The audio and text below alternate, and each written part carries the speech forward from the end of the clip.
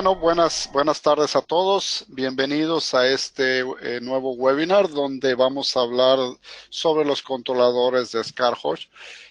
Vamos a ver en este día cómo se configuran, cómo se instalan, cómo se programan. Va a ser una sesión muy interesante. Como siempre, esta sesión va a ser grabada para todos aquellos que no hayan podido asistir a este webinar.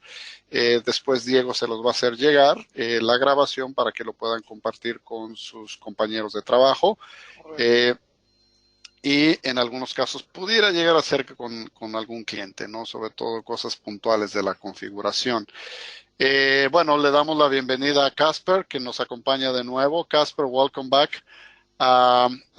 Tenemos a Diego también, que nos acompaña en este webinar. Como siempre, acuérdense que vamos a reservar las preguntas para el final, en la ventana de chat. Cualquier cosa que tengan, alguna duda que tengan, nos lo hacen saber por el chat. Y al final vamos a tratar de ir respondiendo cada una de sus inquietudes. Recuerden que este webinar va a ser en inglés.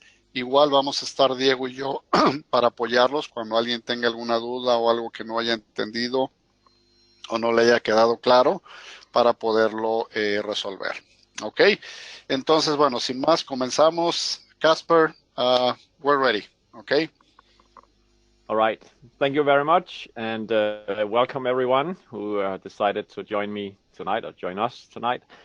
I will set out to show you configuration of various products. I will start out by just explaining again how is the basic configuration, and that's the kind of configuration you want to know when you unpack the product and you need to make it work quickly with something. Then I'll go into detail, and that's really what we want to do in this webinar, to teach you more about how you can tweak configurations, and then we may even take a look at how we could make it all from scratch. So that's a little more complicated, but just so you know. And for today's webinar, we have 4 controllers with me. I have a PTZ Pro here, and that's the largest joystick controller we currently have. Then I have a PTZ Fly on the table here. You can see it if I just change my camera, and we'll take a closer look at this one. I also have a Live Fly, which is a surface that's pretty interesting for Tricaster, and for the detailed walkthrough of that, you should definitely watch a video I published around Christmas last year. And then I have the Waveboard here, which is also a great addition for the Tricaster system, and others as well. Okay, so, but I will focus a lot on this controller for taking a look at the configuration. So, in fact, the controller I have on the table right here is currently set up to work with my robotic camera that is currently filming me. As you can see, so it's a little bit dangerous what I'm doing, isn't it? And if I go to this view, so I trust you can now see the controller here, right? Yes. You see this button is highlighted because that was the other camera. So if I press this one on the camera selector, we now have access to the camera that you're currently seeing. So if I begin to zoom, yeah, you see I'm zooming. Now, we set it up so that this key, the shift key, has multiple functions. If I go here, I can change presets. So I made a number of presets that was great for my little studio here. So I can go basically 3 different perspectives. And if I just zoom in a little bit so you can see what's happening on the menu. I have a question for you, by the way. Do you see this mirrored, or is it not mirrored? Not mirrored. Okay, so it's only on my screen. I see it mirrored. That's great.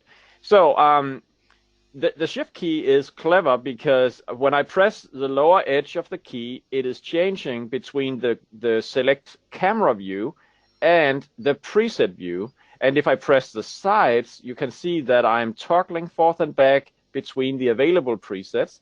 And when I press the upper side, I'm changing what I see in the menu.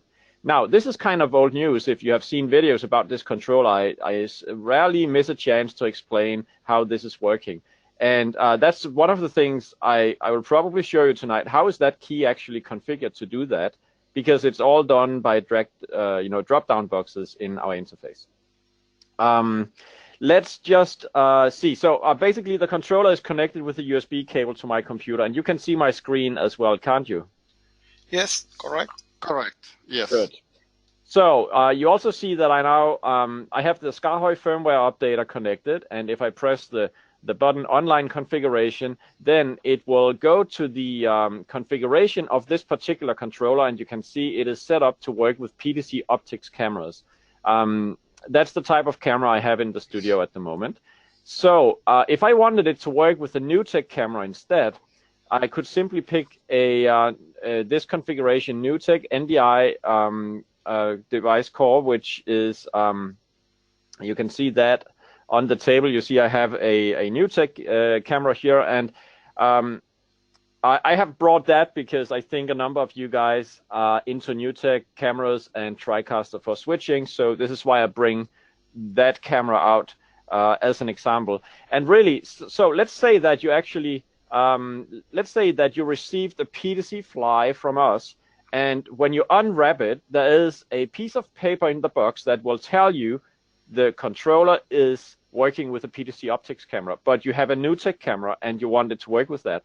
So essentially what you do is, before you ship it to your customer, for instance, you press the online configuration, and then what will meet you is that page which is printed in the box, and you'll see that it happened to have PTZ optics highlighted, and all you need to do is really just to click Newtek, and then you scroll down on the bottom of the page, and to service your customer really well, you'll set up the IP address that he told you was the IP address of the first camera he has. Also, if you want to set up the IP address or turn on DHCP for the controller, you can do that. That is the basic configuration of basically any of our controllers, actually. So what we have here is called default configurations. Those configurations on this page are some that we design and deliver to you. We could actually sit down and write a manual and say, okay, if you use this configuration, the product will work in this and this way with that camera. So it's meant as the out-of-the-box, easy, just select, click, press, and then you go back to the application and press the button check for updates. And when you do that, the controller works in that way. That's the basic configuration, and that's true for all of these controllers. Okay, any questions so far? Yes, there is a somebody's asking if the joystick could work with the data video, the PTZ/BC. Are you familiar with that camera? Yes and no. I mean, I'm familiar with data video, and every time I'm at a trade show, I'm talking to them with some of my people if they have a camera that we should interface with. And so far, it's work in progress, because they have, as far as I remember, a little different protocol than most of these cameras have. For instance, the Newtek camera and the PTZ optics camera are both Visca cameras, while the data video cameras, I think they have been working with some different protocol for a while, but maybe they have a more standardized protocol now. So the answer is probably no for that particular model, but we are not opposed to working with data video, and I'm looking into it every time I meet them. Okay, perfect. Kasper, one question. Let's see, for example, a customer wants to connect one PTZ and one Newtek camera to the same controller. Is that possible? Yes, it can be done, but it's actually a pretty complicated configuration to make. So let's go to the... Maybe not for this webinar, but is that possible? Yeah, I mean... Yes, it is possible. Okay. Okay, you can see we actually have, do you see this configuration I'm now highlighting on my screen? It's Newtek plus Panasonic PTZ. So, and there's a long description. You can go on this page yourself, actually, and read it. But obviously, this device core is implementing both support for Newtek camera and Panasonic series camera on the same controller. And one interesting way of seeing this is if you scroll all the way down on the configuration page, you can see that of course there is now an IP address you need to set for the Newtek cameras and the Panasonic cameras. Okay, that's fine. Okay. Good. So now I want to take a look at what is behind the configuration that we just looked at for, by the way, the configuration for the Newtek camera would be the same as for the PTZ optics cameras. So I think I can just continue as we just did. And so I'll go to the PTZ optics configuration here. Now, isn't my screen a little bit small for you? Okay, I can just do like this, right? So now it's going to be better. Please confirm. Yeah. Yes, it is better. Yeah, you probably see it better. Good. Okay. So if I now I want to show you what is behind those buttons that makes them do like this. And so the configuration interface, which happened when I pressed the advanced button. Did you see that? Basically, if I go from this interface where I just select the standard configuration, if I press the advanced button, I'm entering configuration mode where I can tweak this configuration. So I do that, and then I now have access to the buttons and the knobs of the controller. And for instance, if I click on these buttons and I hold down Shift and mark multiple of them, then you can see that I get some configuration. This is a configuration for the first camera selector button, and just allow me to do something that I will explain shortly. So in the standard case, you can see that button number 1, 2, 3, and 4, they have an action selected called camera select, and button number 1 will select camera number 1 into something called memory A. Button number 2 will select camera 2 into memory A. Button number 3 will select camera 3 into memory A. And then I have a system local color action added as well, which will give it the mint green look that you see. If you look at the controller, you can see that the buttons are now green, but when I press here, they get a different color, and I'll explain that just shortly. So that's the camera selector buttons, and this is how you configure anything on our controllers. You select an action from this list. So if we look at the knobs up here, which did some configuration of values on the controller, you can see that's when I pressed the upper edge. Let me just go closer on this one. So when I press the upper edge, you can see that I'm cycling through different options here, and those options are available on these. And now I need to enable these states. So basically, each of the 4 different modes that you see is a column in this web interface. So everything that happens in this column called normal would be, I think, this is the normal menu. So you can see in, and this is called state. So in the normal state, you can see that, and this is where I have exposure mode right here on the first button called A. On the next one, I have iris. On the next one, I have shutter speed. And on the last one, I have gain. And you can see that's exactly the actions configured. I hope you can see this. It says exposure mode, iris, shutter speed, and gain. And the camera for which they are adjusting the value is the camera selected in something called memory A. So I could also select it directly for camera number like 1 to 7, but I select memory A because my camera selector I had on the buttons on the lower side, they chose the value for camera 1 into memory A. And when I press this one, it put the value 2 into memory A. So in that way, I bind together the camera selector down here with which camera these buttons are adjusting. So when I press the upper edge on this one, I'm now changing to a different state. So essentially, that means that now the controller will respond to the actions you put into this state called ST1. And now we have white balance, you see. White balance is selected. White balance 1 push mode is selected. And that's exactly what you see in the display if it's clear to you. I don't know if it's actually clear because maybe I should even zoom further in. Oh, it is clear. Yeah. So you can see that that's basically the actions that you have in state number 1. If I go to state number 2, you see we have something called luminance, contrast, hue, sharpness. And if I enable the column for state 2, And now I will disable the column for state 1 just so it's more clear to you to see this. You can see tone adjustment, luminance is selected as the parameter, tone adjustment, contrast is selected as the parameter, and so forth. So let's just enable all the states.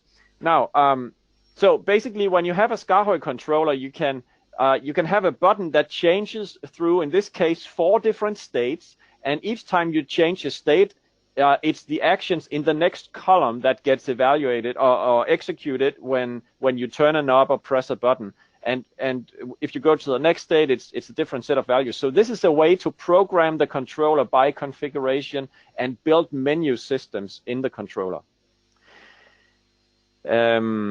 Yes, that's a fundamental way that you can do these things in Skaarhoj controllers. So let's, for instance, now what I said is, because doing all this from scratch really takes some experience. I realize that, and many of you people will not have the time or even the wish to do it this deep. But if you have a customer that comes to you and says, when I go to the third state on the menu, could I have a different parameter than sharpness? Would that be possible? And then I think that it wouldn't be too far away from you to say, okay, it might work. Okay, so let's see. You say this is button number 4 you want to change, and you want sharpness to be something different. Let's say exposure compensation. All right. So let's go to the web interface and select button D, and then let's see what we can find here. So you say sharpness. Let me see. This is sharpness. So what was it you wanted to change it to? You said exposure compensation. Enable. Okay. So it seems to be easy. You just change this to exposure compensation.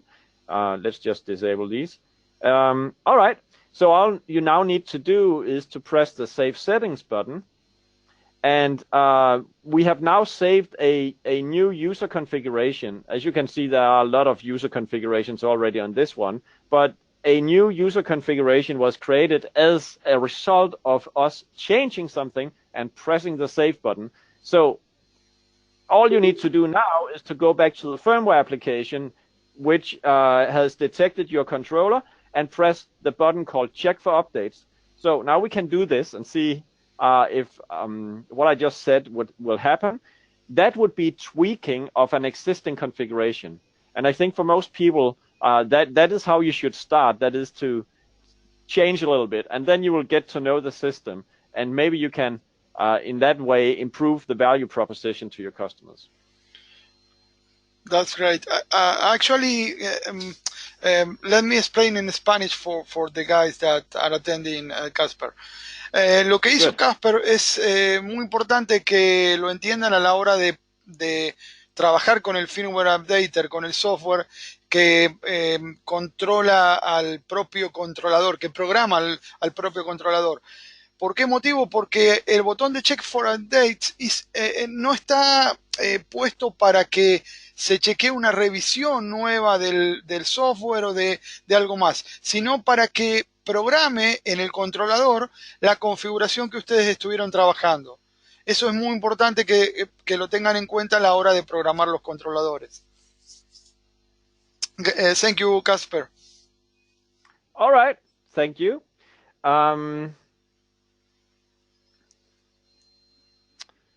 Okay, let me just see.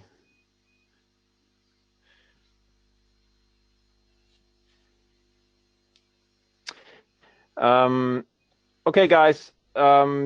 Something actually, I think I managed to type in a different IP address for whatever reason. I changed the IP address for this camera, but okay, it's still good. So just going back to what I said before, I changed this knob to let us adjust exposure compensation for the controller, and you can see that now that the firmware has updated in the meantime, the knob will now show you exposure compensation instead of sharpness, as I did just before. So the mission succeeded. And I had this configuration updated to with this tweak that I was doing. So I just want to step one step back and then say, okay, so let's just see how was it that I could talk to the Newtek camera. So now I'm talking to PTZ cameras from PTZ Optics that sits in the room, but I'll now change to a configuration like Newtek NDI, as we talked about before. So all I need to do basically, let me just go here again so we see it in the way you would see it if you get it out of the box. I have the Newtek NDI camera. I go to the bottom. I'm not happy to have a static IP, so I want DHCP. And now I type in the IP address of that Newtek camera, which is 210. I save the configuration, and I go back and press check for updates. And just shortly, we'll see that the controller gets updated, and we have the Newtek camera available instead. Let me just see here. Okay.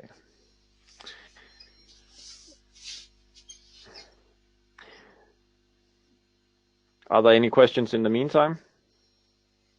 Not for now. En este tiempo que Kasper da unos minutitos mientras va configurando, si alguno tiene una pregunta, aproveche.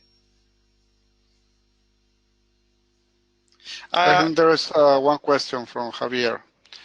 Okay. He's asking if the PTZ Pro controller includes support for the ROS pivot cameras.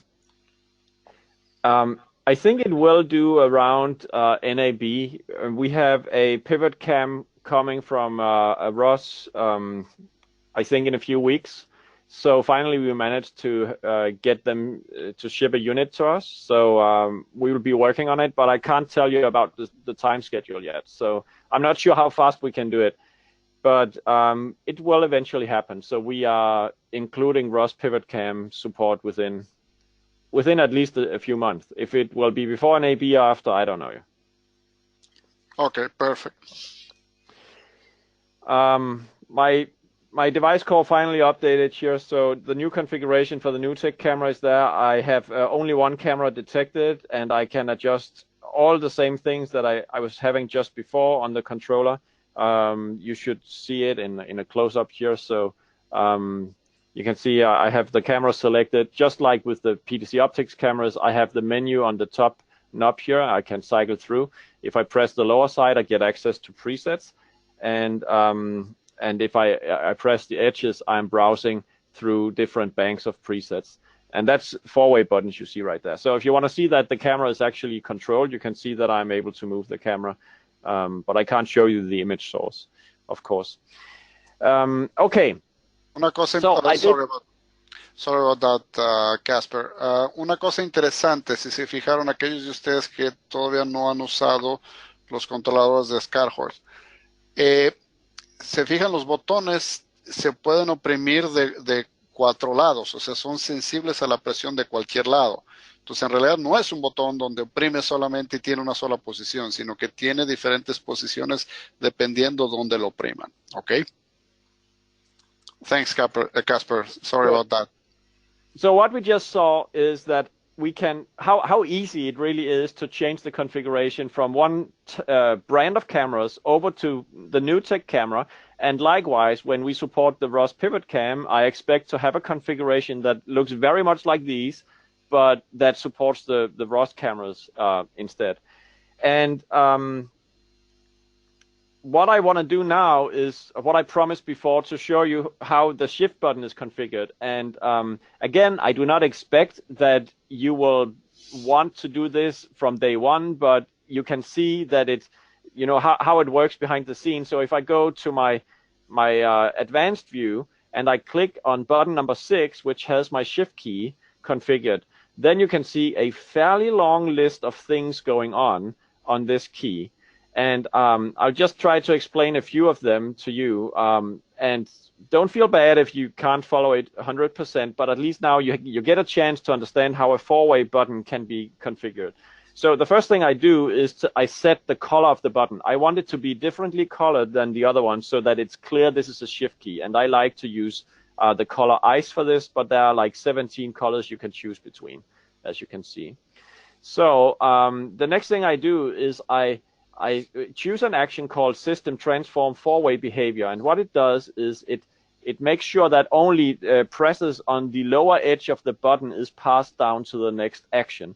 The next action is system state, and this button will cycle through, it will actually go forth and back between state 1 and state 0 for a register called P, and in effect this is what makes the camera selector go between selecting cameras and selecting presets on the controller.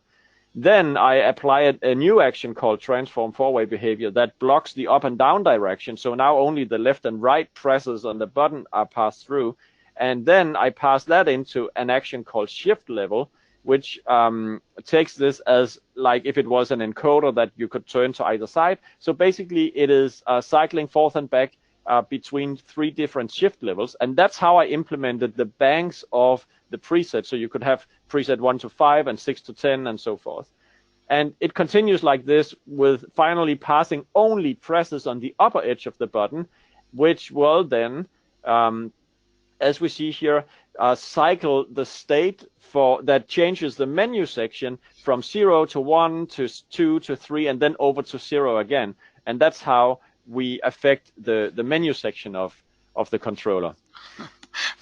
That was very complex, but smart yes, enough. That's very complex. but this is why we have default configurations. That's because we can give you complex and great functionality out of the box, but it's actually possible for a single controller to go and tweak it if you have a customer who needs it. And to some extent, we are also available to help you do that, because of course we want people to leverage the full amount of things we can do with these controllers if possible. Okay. Yes. Are there any questions at this point, or I will progress onto the PTZ Fly, PTZ Pro, and also the Live Fly and Color Fly? Yeah, let's move to the PTZ Pro. Yes. Okay. Well, now unfortunately, I did exactly what I feared, that I would leave myself in a situation where my close-up camera looks like this, and I have no controller to control it unless I spent the time to go back to the PTZ Optics device core. So I now need to do that and make sure I have the right IP address here. What is it? 119. Okay. I'll just quickly do that and press the check for updates. And in the meantime, I will tell you about the PTZ Pro. So the PTZ Pro, and actually we can also see it on the website here. So if I go to my course skaarhoj.com website, I have PTZ Pro here, and you can see for PTZ Pro we support, we actually have, this is the PTZ Fly configurations. These 10 configurations are for PTZ Fly. And here we have PTZ Pro, which has even more configurations. So there again, you find configurations for the Newtek cameras, as well as, for instance, for the PTZ Optics cameras, for some Sony cameras, Panasonic PTZ cameras, and so on. Even the one that combines Newtek and Panasonic. So it works exactly the same way, that you connect the controller and then you download this configuration for the controller. So you may ask yourself, what is the difference? Why should I choose this over the other one? Well, for one thing, this is slightly bigger and it's also more expensive. It has more buttons, but in terms of software, it can do exactly the same, because both these controllers run the same software, Unisketch OS it's called. And therefore, any function the little one can do, the big one can do, and the other way around. But if you look at the topology of the big one, and now let's check that out for the Newtek version here. And let me just reduce the size like that. If you look at the topology of this controller, you see that we have more buttons for the controller. So instead of having a shared list of buttons or row of buttons for presets and camera selection, you have 8 buttons that are, in this case, dedicated to selecting camera. Or they could be dedicated to selecting presets, depending on what you prefer. And then we have a section here with buttons named P1 to 10, and they would typically out of the box be configured to recall presets. And then you have a menu section where the way you access the menu items of a camera is by directly pressing the type of menu you want to bring up on the screen, which is exposure mode, white balance, color settings, image settings, and so forth. So you see, really, the PTZ Pro is just giving you quicker access to presets, camera selection, and the menu, while on the PTZ Fly, you needed to go through the steps of the shift key, and now I can go back and show you. So like here, I need to use the shift key to access the presets, and I need to go back with the shift key to get to the camera selector buttons. And now let me just reset this a little bit so we can see what we have on the table. Okay, so that was the difference between those two controllers, but everything else is the same in terms of software and features. Excellent. Enrique está preguntando, sorry Kasper, someone is asking about, Enrique está preguntando si el botón es solo el botón que tiene la función de 4 lados.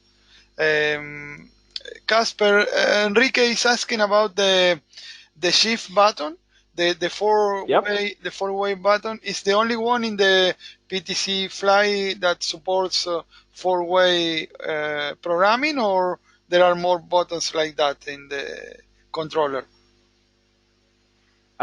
They are all four-way buttons. Those 6 buttons you see on this controller are all four-way buttons. Okay. They can be programmed that way, yes. Enrique, cualquiera de los 6 botones puede ser programado de esa manera.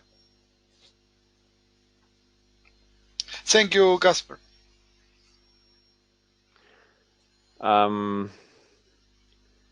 Would it be okay to show you something cool about them? Okay, that's fine. All right. So let's have some fun so you can see what four-way buttons could actually do. You see this knob up here adjusts iris. You see the values are changing in the display, right? Mm-hmm. And they're also changing on the picture. You see that action, huh? Yeah. Yes. Okay. So if I go to my configuration, online configuration, to the advanced mode, and I press this button, then let's say that I just completely delete the actions associated with button number 3. Okay, like that. Oh, wait a second. I actually want to do this a little quicker for you. So allow me to just shut down this web browser. And now I explain you something. We have 2 types of configuration. The one is online configuration, and you need to use the online configuration if you want to change over from working with one brand of cameras to another brand of cameras, because the difference is that we need to get new software onto the device to support a new camera. So that's what you do online, but you can do configuration in the field. So when you are in the field, you're offline, you are able still to tweak things. And that's what I want to show you, called local configuration. It still means your computer must be connected on the same network as your controller. But if it is, and if in particular, if it's connected with USB, you press the local configuration button and it will bring up the interface of the controller in your web browser. For whatever reason, that did not succeed for me right there, but here it is. So now you see the web interface locally running on this one, and now I want to do something crazy to button number 3. So I click this button and I decide, let me see if I can get you a better view. I decide to just remove these actions. Now I press the save button, and then notice what happens on button number 3. You see it right there. It will go blank as I now save this, because now I removed all functionality associated with this button, right? So now I want to put some functionality on this button. And what about taking the, if I go to iris here, the iris adjustment that I had on this knob, I can now copy this action and I can put it onto button number 3. So I now insert it here and I press save. And now let's see what happens, okay? Ah, you see now iris is available on this button. Isn't that cool? Yes. Let me hear an amen. Amen. Okay, so if I press this button, something a little bit strange happens, or maybe it's just natural. I press it, and now notice that the iris actually goes to 1.8, right? Mm-hmm. So you can see that's what happens when I press the button. If I go to the configuration of the button, it actually makes sense, because if I now change this to 4.0 and press save, you'll see that the button will show 4.0. And now if I press 4.0, you can see that the iris will change to 4.0. So that's all good. But I promised you that these buttons would be four-way buttons, meaning that a four-way button can actually work as an encoder, so that it can do the same as when you turn an encoder in one direction and another one. And the way we did that was by changing the behavior of the button. So if I go to this button, and now sorry, let me just remove these states because it makes it difficult for you to see what I'm doing. Now I add a transformation behavior called force hardware component type, and I choose the type pulsed. Pulsed means that I want to change how this button is perceived by the system. So it's not anymore a button press. Now it is seen as an encoder that will send you pulses like +1 and -1. And I move this action up, so it's the first one. So after this action, the iris function will think that the button is actually an encoder, and it will allow me to press the sides of the button to change the value in the display. So just take a look at the button now that I press save on my screen, and we'll see that once again it's changing. And now look what happens when I press the side. You can see that it follows the iris value I also see for the encoder. So I have now encoder action on a button, and that's how four-way buttons can be used. So you see, there's really mind-boggling flexibility in these controllers if you want to go that crazy. But in many cases, the four-way buttons are used like with the shift key. Yes, but yeah, you can do that. You can do that in rack units. You can do it in the live fly and so on. So, yeah. Oh, that's really cool. Okay, so we need to move on if we want to cover some of the other things. We talked about the PTZ Pro. I have to say now that we did talk about four-way buttons, let's just admit that the PTZ Pro does not have the four-way buttons. That's one of the only controllers in our current range that does not have four-way buttons. Those are just regular buttons. Nobody complained, by the way, but it's just so you know. There are plenty of buttons in any way. So. Yeah, so it's not necessary. And on something like the color fly, we also have a type of buttons which are simply too small to actually be a four-way button. You see, these buttons are a few, 7 x 6 millimeters, and it wouldn't really make sense to push the edges of this little button. You would have to have really tiny fingers, and I don't have tiny fingers, so we didn't put four-way functionality on those. So the waveboard, now again I put myself out of business by choosing, let me just see if I can connect this controller just quickly, so I have a joystick controller for my cameras in the ceiling. Yeah, zoom out a little. That's really tricky.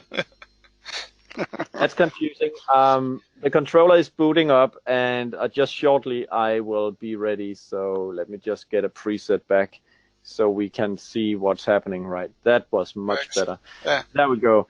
Now, okay, so the waveboard panel here is now doing a funky color animation. That's kind of a sleep function currently found in it.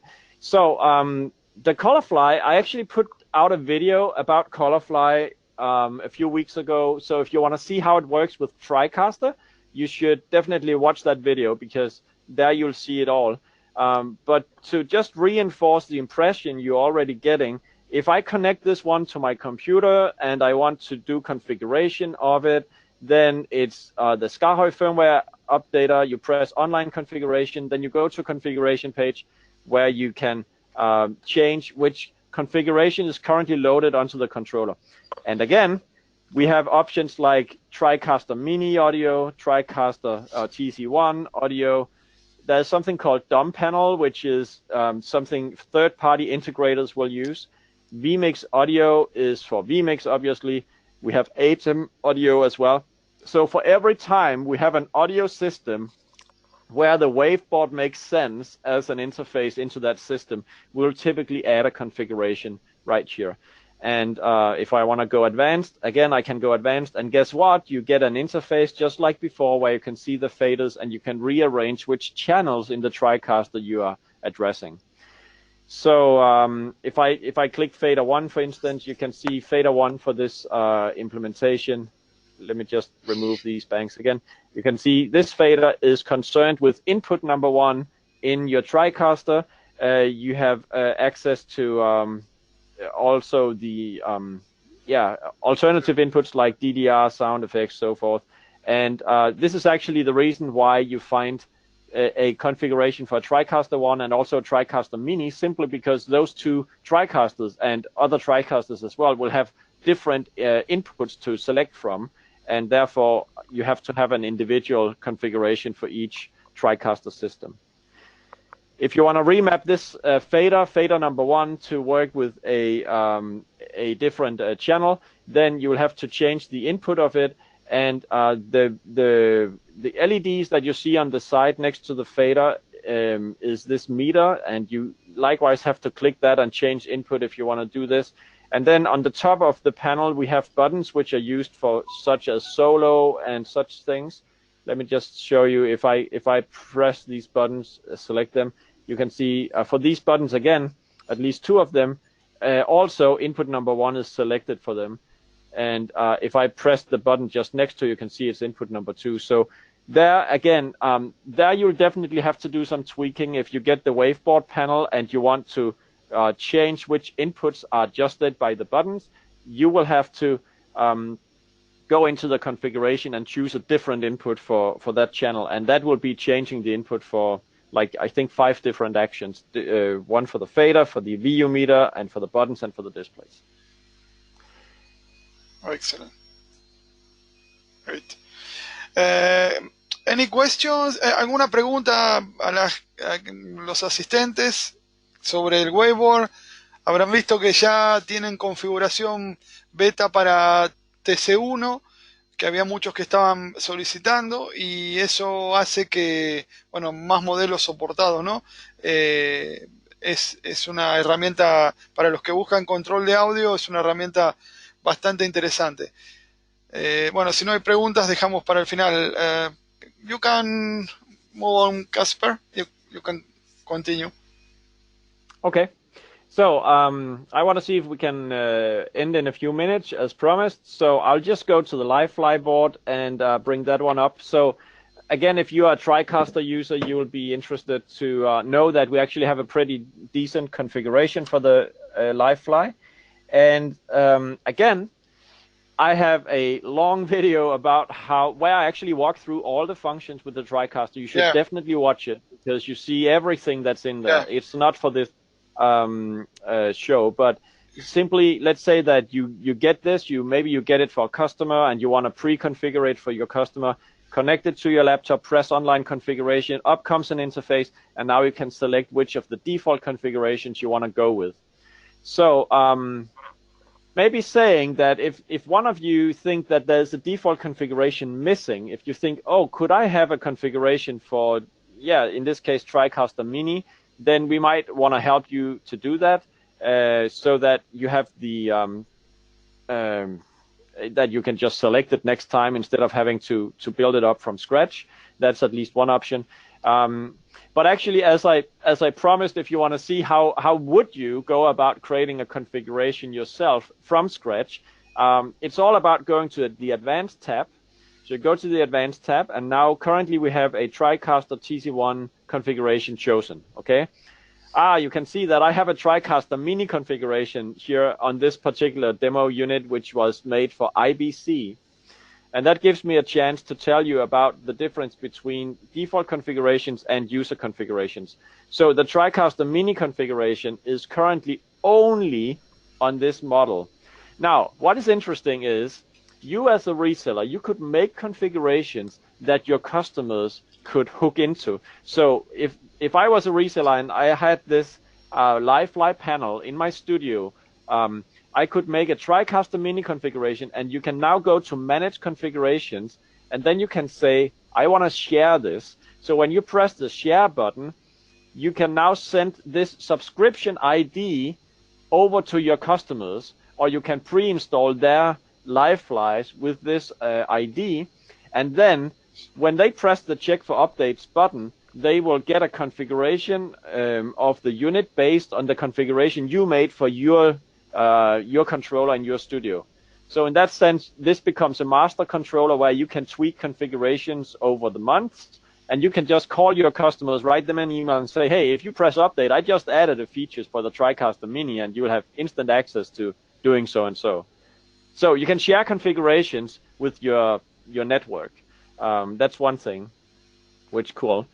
And then, of course, if I go back to configurations, and let's say that you want to build something up entirely from scratch, it's all up there in the same menu. It's basically saying, okay, I want to now make a new configuration. And now we're just making it completely from scratch. So new configuration, and the interface is loading. It's called now configuration number 3. You press add devices. So the first thing you want to do is to select what you want to talk to. So we press add another device. You scroll through this list. Let's just search Newtek. What we see here is Newtek 3 Play. I'm not sure we can use that for anything yet, but let's just Tricaster. So Tricaster Mini, that would be one thing. But maybe you want to add support for a, what do we want to do otherwise? We have a Kumo router, for instance, from AJA. So we add now 2 device cores to this one. So we press Save Settings. Now we go back to Controller Configuration. And now we are at Controller Configuration. You can see we have 2 device cores here. And now I want to do something with this. I want button number 1. When I press that button, I want it to put source number 1 on program on the Tricaster, on the main ME input number 1, okay? So I just choose a few more buttons here, and now I insert the previous action. I just set input number 2, then I set input number 3, and input number 4. So now, quite quickly, I have made 4 buttons that will select input 1, 2, 3, 4 onto program on the main ME on a Tricaster. So then I want the next 4 buttons to do something on the AJA Kumo router instead. So now I simply, you can see on this list, I have Tricaster Mini actions, and then I have Kumo actions. So now I want to route input number 5 to output number 3. And I insert it here, so now it's input number 6 to output 3, and input 7 to output 3, and input 8 to output 3. So before this will ever work, I need to set the IP address of those, the Kumo router and the Tricaster system. So when I go to the bottom of the page, you can see those 2 device cores are right there. I can select the Tricaster and enable those 2 things. I now type in the IP address of the units, and then I'm ready to press Save Settings, and I just go back to my firmware application right there and press Check for Updates, and it's going to compile a firmware that tries to connect to the Mini, the Kumo, and bring that together integrated in the panel. That's great. Very powerful, Kasper. ¿Alguna pregunta? ¿Alguien? No hay preguntas todavía, Kasper. Podemos. We can continue. Okay. At this point in time, I have nothing more to say. I mean, if there are some questions, let's take the questions, and that's it. Okay, no sé si alguien tiene alguna pregunta adicional o algo que les gustaría saber. I have a question for you, Kasper. Yep. Obviously, you have a configuration for both the Tricaster Mini and the TC1. Yep. Let's say for some reason I want to use Tricaster 460. So yep. Basically, in order to do that, I will have to create a new configuration, right? From scratch. Or you will have to do it and then... It depends, Ricardo. How will that work? Maybe the 460, Kasper, is an 8. I mean, depends if advanced edition or plain 460, Ricardo, for example. Because yeah, let's say it's an advanced edition, right? So right. Basically, pretty much like the Mini, right? I mean, in terms of inputs. Yeah, but you can use a base configuration like a Mini, Kasper, right? I mean, and then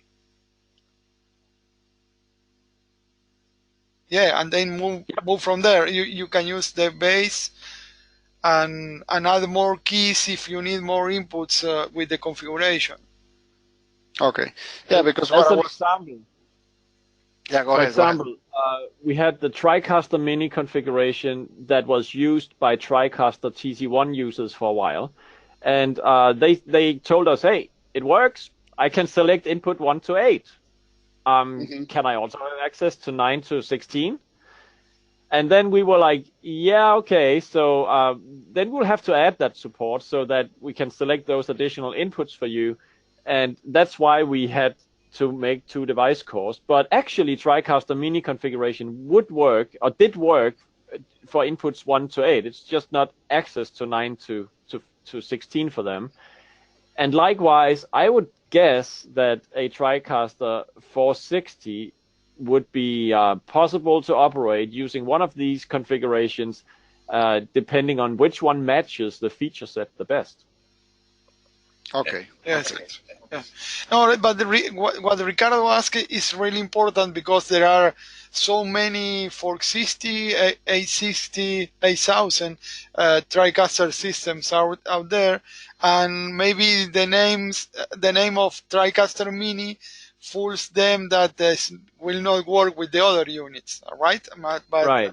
it's important to know that it could.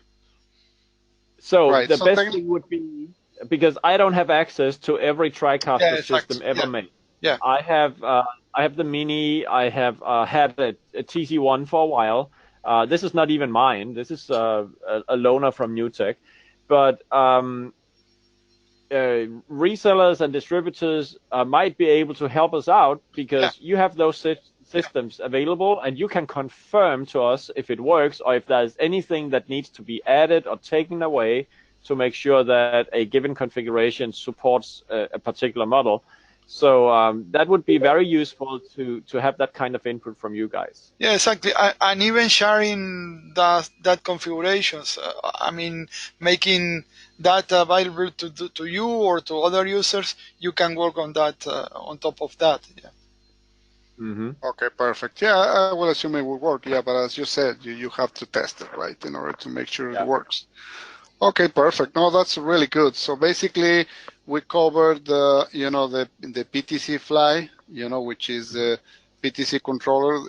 Is the one in the middle, because it's not the little one, right? So it's the one in the middle. Then this was the PTZ Fly, yes. Oh yeah, we have a one that's smaller, PTZ with.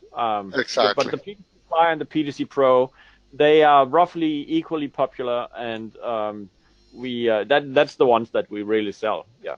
Exactly. Yeah. So then we have the PTZ Pro, the other one that Kasper just showed, and then we went over the Waveboard, right? The Waveboard is an interesting add-on for any Tricaster, especially TC1, the Mini, on all the big ones. And finally, we cover the LiveFly, right? Which is, it's not exactly the one in the middle, right? There is an even smaller one, or a smaller version, right? Yeah. And the bigger, and some other bigger versions, right? Like it is the LiveFly Pro, if I'm not mistaken. It does. We have something called AirFly and AirFly Pro, which are bigger surfaces. Actually, Ricardo, we are planning to share a video that Kasper made for integrating the controllers with the Tricaster TC1, and it's a very good video, so the resellers can see how the controllers integrate with the Tricasters specifically. Okay, perfect. So I think we covered pretty much everything. Right here, but you can look up the AirFly online. It's actually the same price as the PTZ Fly. Sorry, the LiveFly that I'm having right here. The LiveFly is more flexible because it has a lot of displays that makes it a flexible controller, while the AirFly has many more buttons, but is more fixed. And we actually intend to make a version of the AirFly controller, which currently exists in an ATEM version for Blackmagic design switches, a vMix version, and we are making a Tricaster version for a presentation at or before NAB. So that should also be good news for Tricaster users, that we will make this controller at a reasonable price point available for Tricaster. Excellent. That's great news. Yeah, excellent. Okay, I think, we don't have any more questions. ¿Tienen alguna última pregunta? para ya terminar el webinar. Igual, de todas maneras, si alguien tiene alguna duda al final o algo, nos puede mandar un correo y con gusto lo podemos apoyar. Para finalizar, como les mencionó Diego, después les vamos a mandar el enlace para el webinar, la grabación, y también Diego les va a mandar los enlaces para los videos que mencionó Kasper durante la presentación, que son videos mucho más completos, que explican en mucho mayor detalle cómo se hace la programación de cada de los dispositivos y su integración con Tricaster. Okay. Kasper, thank you very much for your time. Okay, we really appreciate it, and probably in the near future we'll do another one for sure before NAB. Good. Alrighty? And thank you very much for having me. Take care, everyone. Bye. Thank you guys. Gracias a todos. Bye.